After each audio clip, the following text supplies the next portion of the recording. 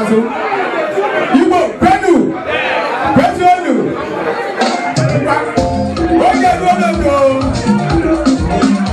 Who will work everybody not put them on the data. I don't know. One day came on a data. In terms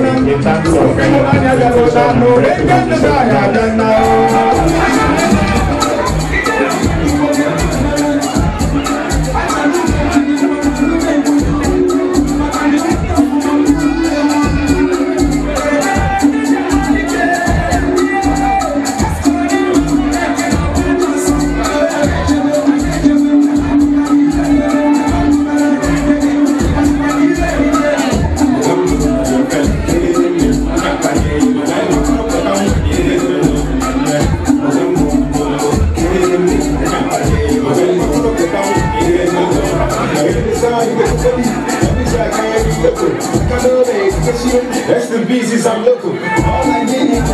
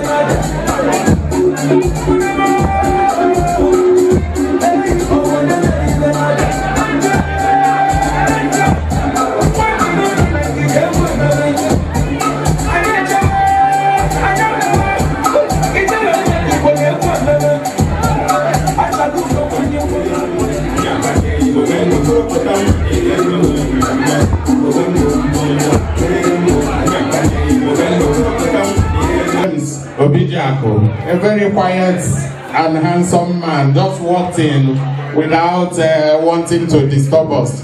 But BJ, you have to stand up for recognition. Please, can we put our hands together for ONYENDU, Igbo Union, Dublin, Chief James Obidiako. Thank you very much. We welcome you and welcome.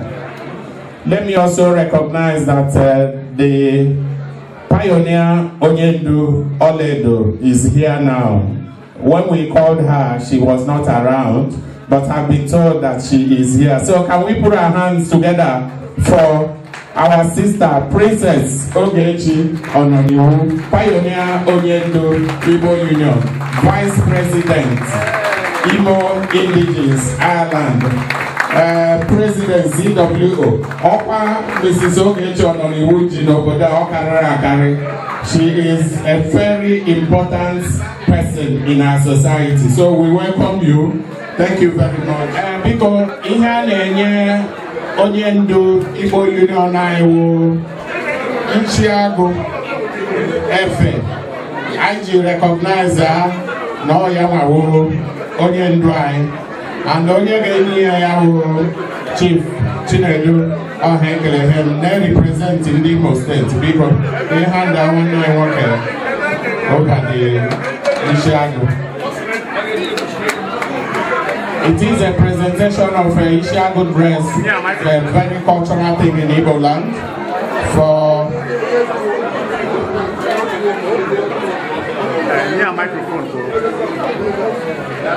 So, Chief from Hekele, just briefly, tell us what you have done. ONYENDU,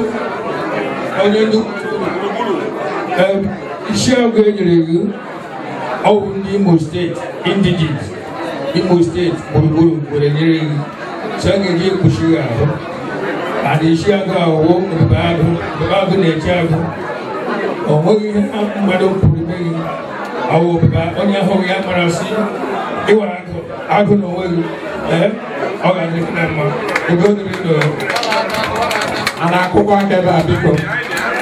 let me quickly invite Barrister Oliver Oji from Anambra State to please perform his own side of the function.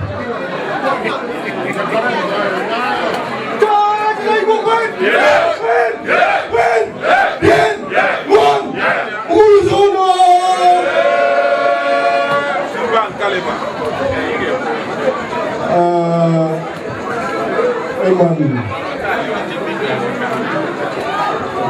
Awangaba.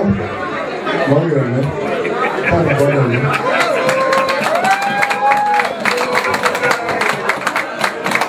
Akana onye ngara achọghị ngọzi na achọghị eme. Ya wụrụ ibe gbasiri tata. Wee sị na m soro tinye n'udo. Maka na ya esoro ya.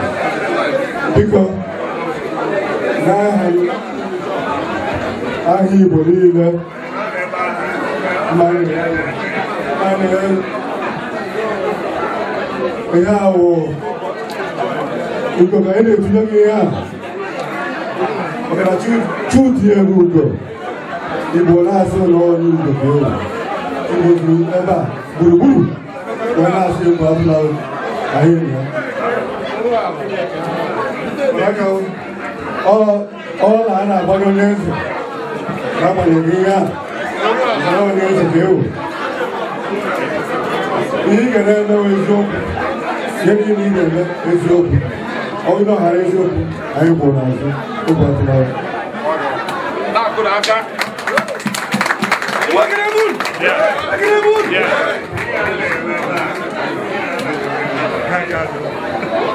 onye ọzọ m ga-akpọ bụ nwanne anyị nwoke Barrister Abraham Nnadi onye Abia State.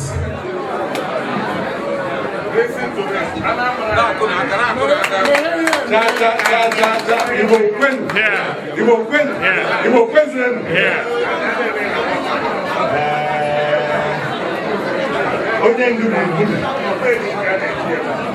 Abia State na-ekele gị. Anyị na-asị ihe a ga-ebi anya bụ mkpara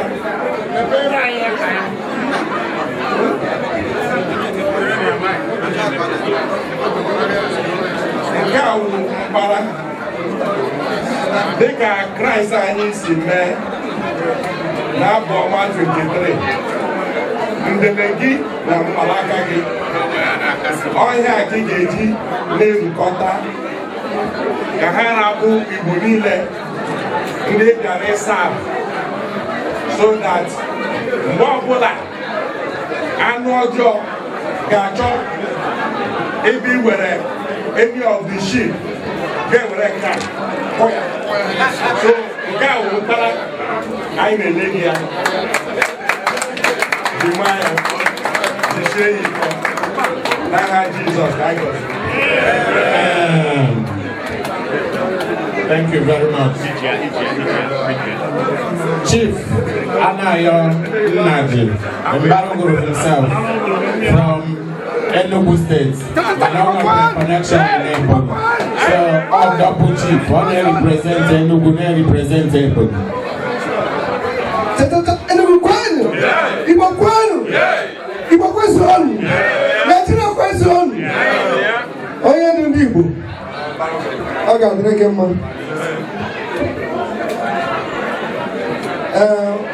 Nwa bụ Chief Anayo Nnadi, chiri echichi.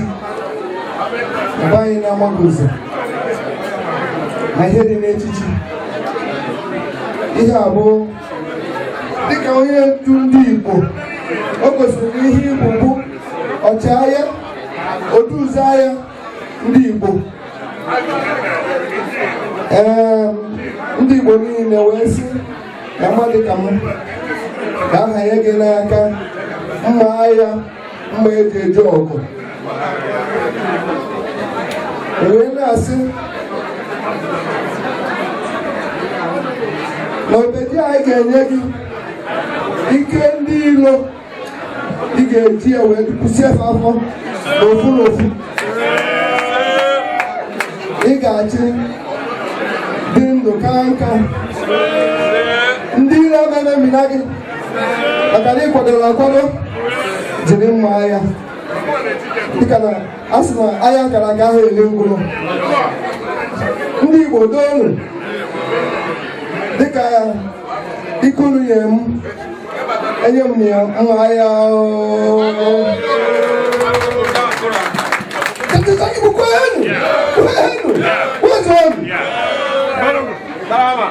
Thank you very much, Mbarogo. It is my pleasure now to invite the High Chief himself, the Akuzuonu one of Aba, Chief Romanus Wangoma, to also perform that wonderful part of the function. Thank you.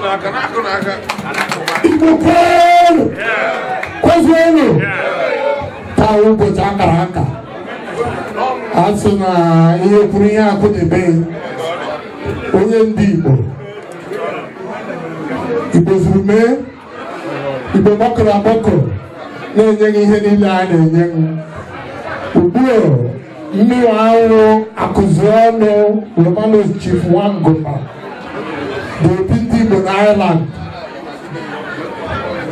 na-enye m okpu a na-ekpughe gị okpu a na-ekpunye gị aga ahụ m ọkụ ezuru mee ezuru m n'ala Igbo. Here my 22 years of chieftaincy title n'Aba so ezumezu ọmụmụ onye dị suppose ihe n'okpu a na Ireland because by the Igbo etele here my 18 years of Igbo ịnụ n'Igbo race n'ala so ihe niile m na-eme today ihe gazighị agazi ihe agaghị ahụ ọkụ jidere m ya mmeghe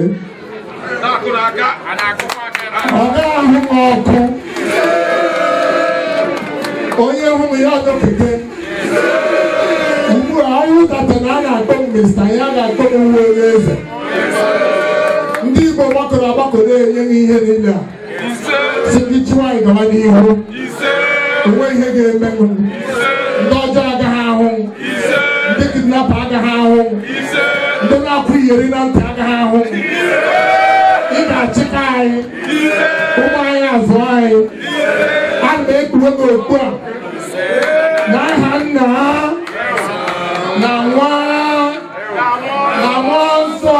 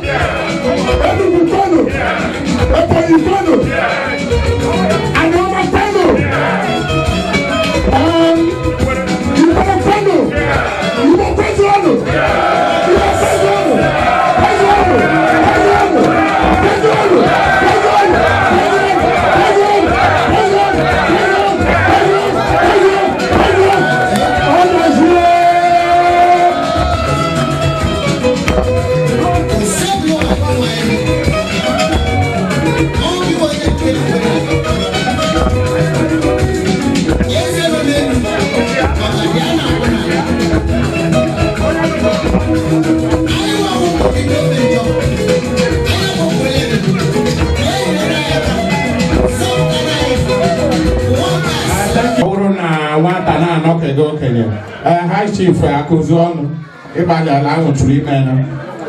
ladies and gentlemen, we would also like to present our leadership with what is called in Igbo land Ikenga.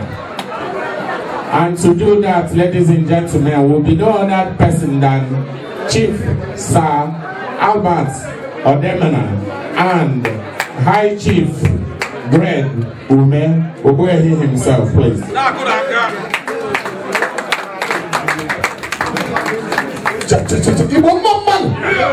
Igbo mmanụ, Igbo rienu, zụọnụ. Ụmụ anyị ga-azụ anyị o. Biko, ihe anyị dị n'aka, unu lee ya anya, ọdụmanụ Ikenga ka ọ bụ. Ihe a bụ Ikenga Igbo Zurume na DUBLIN. Ogwe onye ọzọ n'ebe ọzọ bụpụrụ Ikenga mara na nke ahụ bụ nke a zụrụ na China. Ihe a bụ Ikenga nke si ala Igbo. Anyị o ji wee nwee mpi abụọ bụ na onye ndu nọrọ osote ya nọdebe ya. Mpi na-abụọ gosiri na ụnụ ga-agbakọ aka ọnụ were chi ndị Igbo n'olu onye agha na nwanne ya. A sị na ndị nghasasị ha bịara onye ndu gbaa ya izu ka o meride osote ya izu aha ọ gaghị emegide ọ gaghị ekwu onye. Asịkwa na ọ bụrụ na abịapụta osote onye ndu si ya n'olugo mgbe ọ ga-eribi onye ndu ụkwụ azị na Ikenga onye ọbịa bịara ikwu abụ izu ahụ Ikenga akpọ ya ihu. Anyị niile anyị na-eme n'olu ndị Igbo otu anyị Ikenga zi wee nwee mpi na-agba mgbakọta ọnụ ka ọ bụ na anyị ga-emego na anyị ga na-agbakọta ọnụ nwa onye ga-ekewa anyị. Onye ọbụla bụ ihe nkewa wee bata Igbo Union nke anyị nọ na ya anyị si ya na Ikenga ala Igbo ya mere ihe. A wee na-asụ ụnụ biko otu ahụ fụrụ ya ụnụ ga-eji aka na-abụ onye na ofu aka osote onye ndu na ofu aka. Mana ebe ụnụ na-ana ofu aka ezuru ike ga ụnụ na-ekwu Igbo nkwa n'etiti ụnụ na-abụ na onweghị nkewa ga-adị ya. Otu a ka ọ dị biko ndekwa Chief Albert wepụtụ okwu. Igbo keleni, Igbo keleni, rieni, zụọnụ, ya gazie. Dịka ogbu ehi Greg bụ ihe a Ikenga ọwụ ihe na-eche obodo.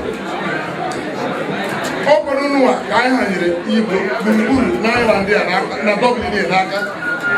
Anyị na-eji otu obiọma na-enye ụlọ Ikenga maka na asị ihe kwuru ihe kwudebie ụmụ ebe ọ bụ ụmụnne jikọọ na Igbo gbasaa ọnụ abụọ ka anyị ga-ejide maka na ero anyị bie ntị ọ bụ ụlọ ka anyị ma ero anyị bie ntị ọ bụ ụlọ abụọ ka anyị ma udo unu ga na-ewetara anyị ụmụ anyị bụ oge ịnọ na-akwado unu na-akwadokwa anyị ihe ndị a ka anyị nọrọ na-akwado asị onye nwe anyị.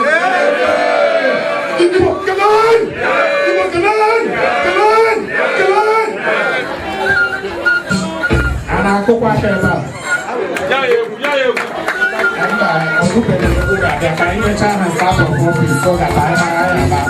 Thank you very much. One day for those today quickly so that I may say the last one then I concentrate with the book.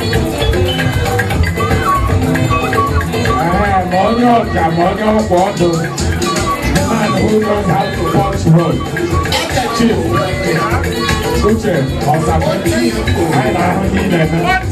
Thank you very much. I measure the last one.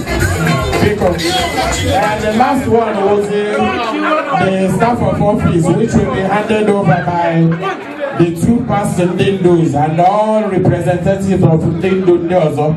Man, I gave me a very brief makana I am wasting time because only Kayao Sajek and Ofu Otoni Abadaga just go briefly. Thank you very much.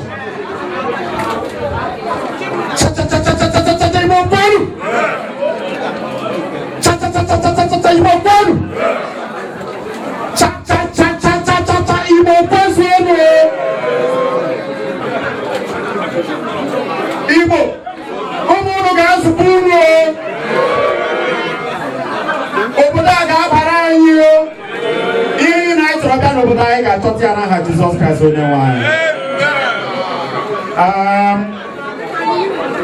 eji m ohere a na-recognize nna anyị ọzọ Dr. Calixtus Okafor, na-ekele nna anyị High Chief Romanus Nwanguma, na-ekelekwa ndị niile chizuru echizu dị ebe a.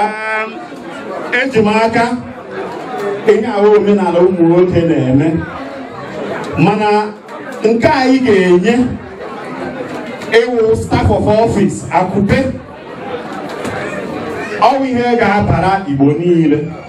Ọ ga-abara ụmụ nwanyị, ọ ga-abara ụmụaka, ọ ga-abara ndị niile chọrọ udo, ndị chọrọ ịhụnanya, akpata enwere, akụrụ ụlọ, ahụ isi ike, ihe ị na-achọ. Akụpe a na-enye gị, ọ ga-ahụ na ihe ndị Igbo na-achọ a ga-achọta ya. Ụnụ mana asị na nwa ma nna mara ndị ichie.